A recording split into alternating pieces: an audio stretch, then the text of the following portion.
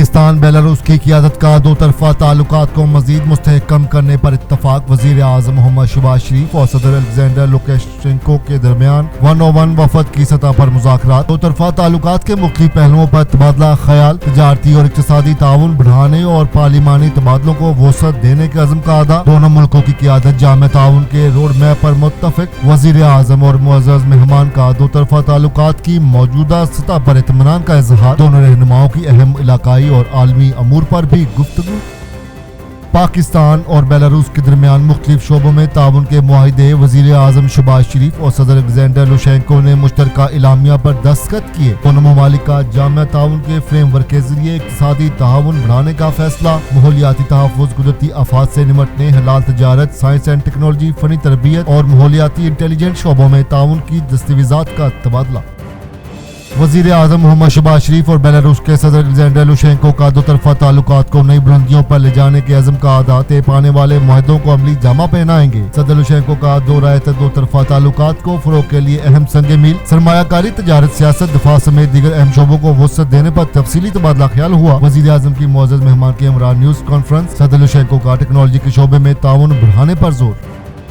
Belarus کے صدر Alexander Lukashenko کے اعزاز میں وزیر اعظم ہاؤس میں باضابطہ استقبالیہ تقریب۔ وزیر اعظم محمد شہباز شریف نے پرتپاک استقبال کیا۔ دونوں ملکوں کے قومی ترانے بجائے گئے۔ مسلم افواج کی چاق و چوبندستی کی۔ صدر لوکاشینکو کو سلامی۔ معزز مہمان نے گارڈ آف آنر کا معائنہ کیا۔ شہباز شریف اور صدر لوکاشینکو نے ایک دوسرے سے اپنے وفد کا تعارف کرایا۔ بیلاروس کے صدر نے وزیر اعظم ہاؤس کے سبززار میں پودا بھی لگایا۔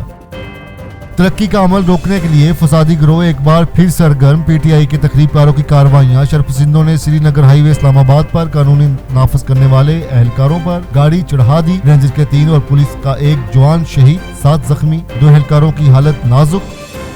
پاک فوج بہادر سپوتوں کو قوم کا سلام۔ اسلام آباد واقعہ میں شہید ہونے والے رینجر اہلکاروں کی چکلا لاگرزم راولپنڈی میں نماز جنازہ کی ادائیگی۔ وزیر اعظم محمد شہباز شریف اور army chief general Syed Asim Munir, وفاق کابینہ کے ارکان اور اعلیٰ حکام کی شرکت۔ نائک محمد رمضان شہید، سپاہی گلفام خان شہید اور سپاہی کو پاک فوج کی چاق و چوبند دستے کی سلامی۔ آبائی علاقوں میں سرکاری اعزاز کے ساتھ سپرد خاک کیا جائے گا۔ مضمون سیاسی مقاصد کے لیے پاکستان کسی انتشار خون ریزی کا متحمل نہیں ہو سکتا۔ پرتشدد واقعات ناقابل قبول اور قابل مذمت ہیں۔ پوری قوم اپنی جان کی پرواہ کیے بغیر ڈیوٹی پر مامور جوانوں کو خراج تحسین پیش کرتی ہے۔ وزیر اعظم شہباز شریف اور صدر آصف علی زرداری کی بھی واقعے کی شدید مذمت۔ رینجرز اور پولیس کے شہید اہلکاروں کے درجات کی بلندی کے لیے دعا۔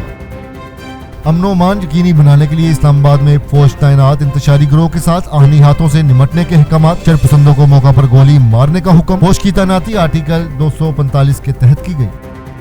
وزیر داخلہ محسن نقوی اور وزیر اطلاعات عطاء اللہ تارڑ کا ڈی چوک اسلام آباد کا دورہ۔ سیکورٹی اہلکاروں سے ملاقات، بلند حوصلے کی تعریف۔ شرپسندوں سے کوئی مذاکرات نہیں ہوں گے۔ وزیر داخلہ کا 2 ٹوک اعلان۔ تمام صورتحال کی ذمہ دار ایک عورت ہے۔ امن و امان یقینی بنانا حکومت کی ذمہ داری ہے۔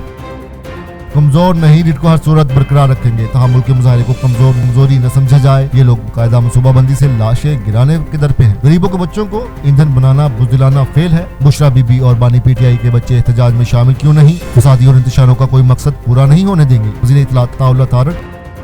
احتجاج کی آڑ میں پی ٹی آئی کارکنوں کی پرتشدد کارروائیاں جاری۔ سرکاری املاک پر حملے، لوٹ مار اور جلاؤ گھراؤ کے واقعات۔ میڈیا ورکرز پر تشدد۔ وفاق کے خلاف چڑھائی میں خیبر پختونخوا کے وسائل کا استعمال۔ صوبائی حکومت کی سرپرستی میں شرپسند قانونی شکنی کے مرتکب۔ پی ٹی آئی کارکنوں کی تشدد میں ملوث ہونے کا اعتراف۔ وزیر اعلیٰ پنجاب کی شرپسندوں کی جانب سے رینجر اہلکاروں کو کچلنے کے واقعات کی شدید مذمت۔ دوسروں کو مارنا اور زخمی کرنا کون سا پرامن احتجاج ہے؟ فسادی اور شرپسند سیاسی تاریخ کا خونی باب لکھ رہے ہیں۔ مریم نواز۔